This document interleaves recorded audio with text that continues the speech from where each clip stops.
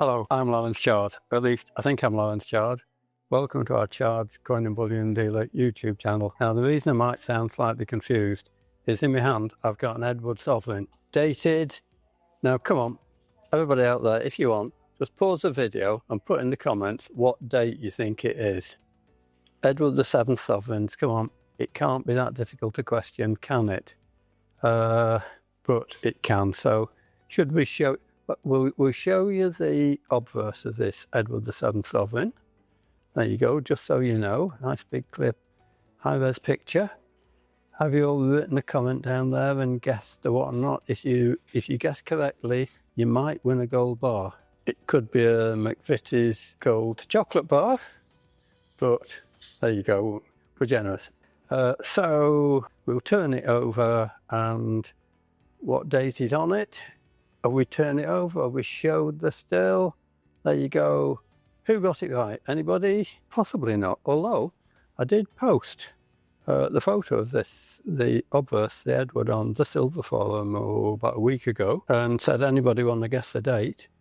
And quite a few people guessed, and somebody got it spot on, 1894. And I asked, how did you know that? And I got an answer, I know everything, or something like that. He didn't reveal. I think it was just a lucky guess. But there you go. So, there may be some viewers here who are surprised to see a coin that's muled, effectively. It's got an Edward VII's portrait on the obverse, the head side, and Edward VII ruled from 1901 to 1910 inclusive, and his coins are dated from 1902 to 1910 inclusive.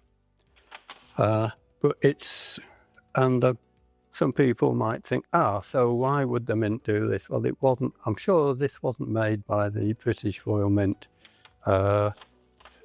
in London or elsewhere. And actually, while I'm at it, it's got no mint mark on it, so this would be from the London Mint. And the simple answer is, it is a fake, and it's an obvious fake, and it's one of the most obvious fakes you can get. I've called it a mule, but you could also say that it's an anachronism. It's something that is out of time. So there you go. Next question might be, why would a counterfeiter make a coin with a non-existent date on it, or a non-existent date mint mark combination? There's all sort of answers. Stupidity, ignorance, or one might be a kind of an attempt a get out of jail card. So you could say, well, it can't be a counterfeit because there's no such genuine original coin. So I'm just making a bit of fun, a pastiche, a bit of toy money as a joke, and not as a serious counterfeit. I don't think that would hold up in court. That shouldn't fool anybody, and I should say this coin and the next three are out of a 2,000 coin lot that we bought from a very reputable and reliable European bullion dealer about 2 weeks ago. We received them last week. Somebody else pre-checked them. I did a second check on them, and I always spend more time on the unusual ones than on the run-of-the-mill kind of boring ones. So what would happen if you didn't know the dates you were looking for this? Well, you should be able to have a look at it and go, well, it doesn't look right to me, if you've got any experience. And the kind of cashiers or tellers, as our fellow bullion dealer on the continent, should be able to tell that this is a fake, because it just looks wrong.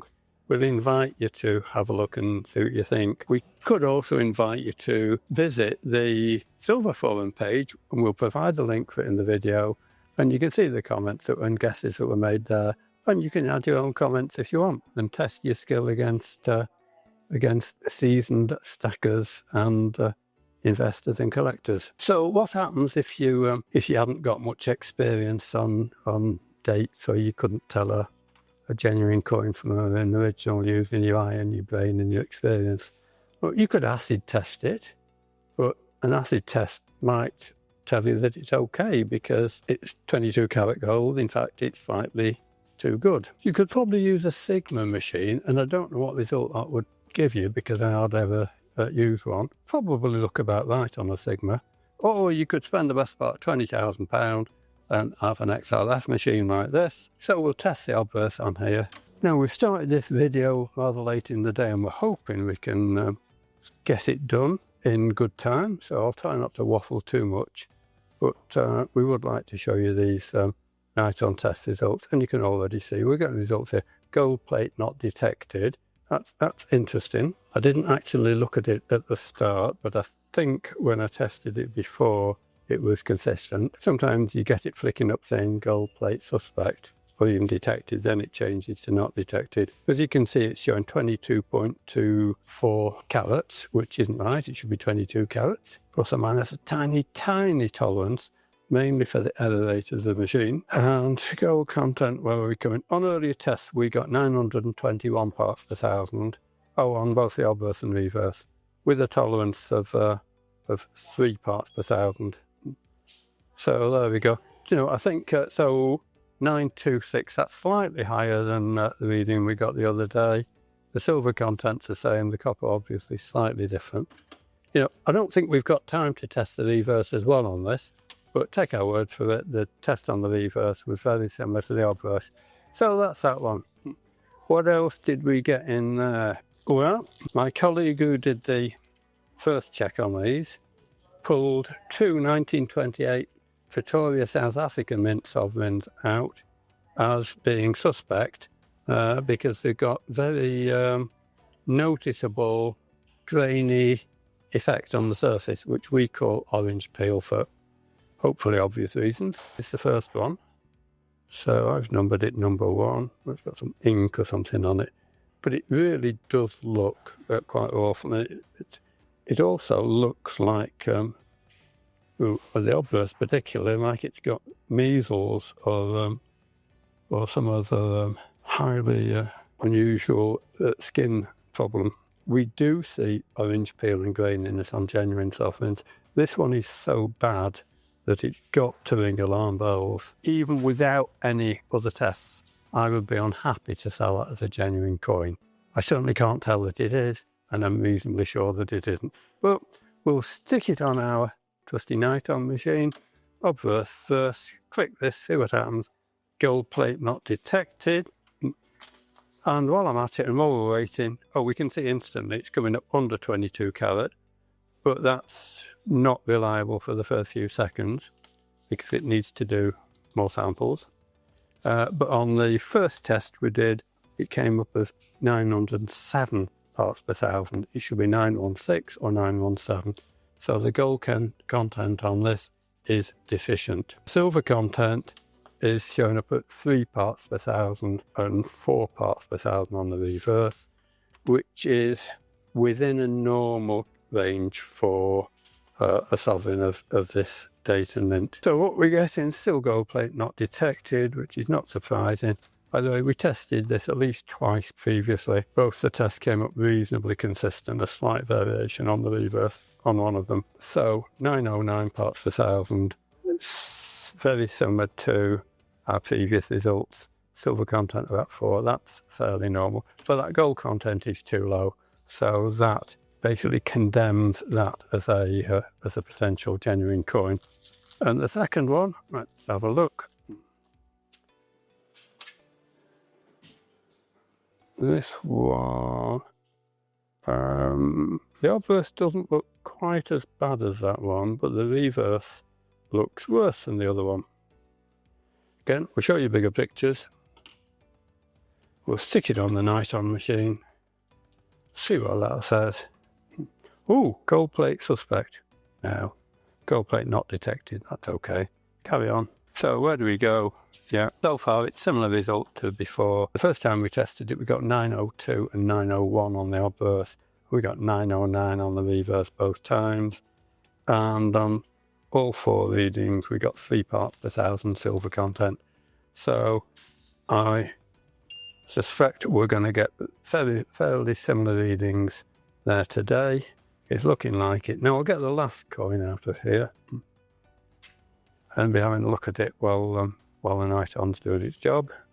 Okay, that's finished the test on that one. So 907 parts per thousand, absolutely consistent with before. We're going to scrap those. We should have actually told our supplier about these before. It didn't happen. We've been that busy. We're going to tell them, but we're not going to send them back. We're not going to ask them for any credit. We're just going to inform them.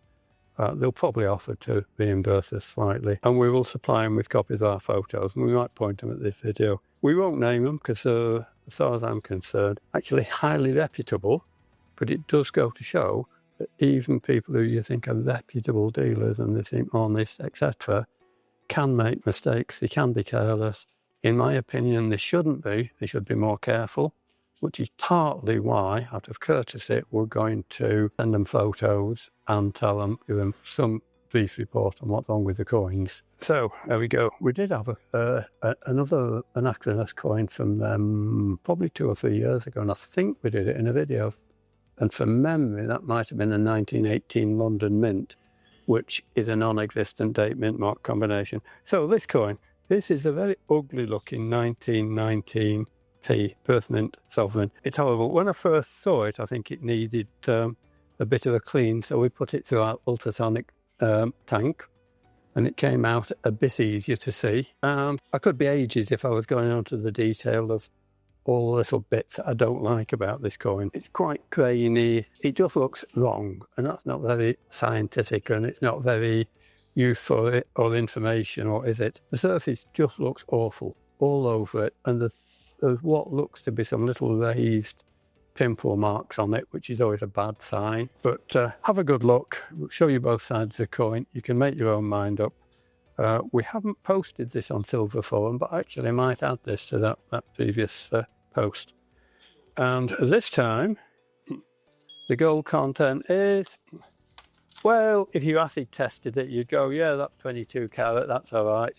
And some people go, oh, well, acid test it, it's 22 carat, so it must be genuine. Total idiot.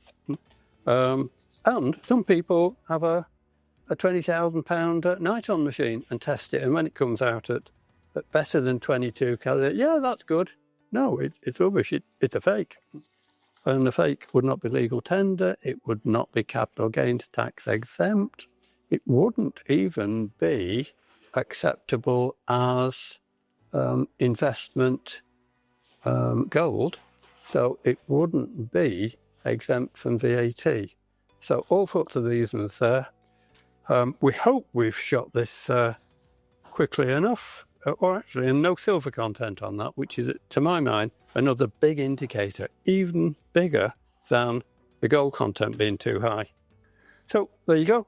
That's checked 4 coins. Before we started the video, I actually thought that was just so bad that I couldn't tell, and I've only just re-examined it today after it had been tanked. And yes, my original thoughts on it are confirmed that it's a dodgy coin. It'll get melted. Even if the gold content had turned out right, that would have got melted because it's just so bad. I think that's it. So I've forgotten something. We didn't say thumbs up if you like it, thumbs down if you don't like it. You can always subscribe because you might get more of this later, or that might be a reason to unsubscribe in some people's minds. So well, that's all, folks. Please do comment, ask questions, anything you like. Tell us what the weather's like in your part of the world. We don't mind. It's all good stuff. And we hope to see you again. Bye for now.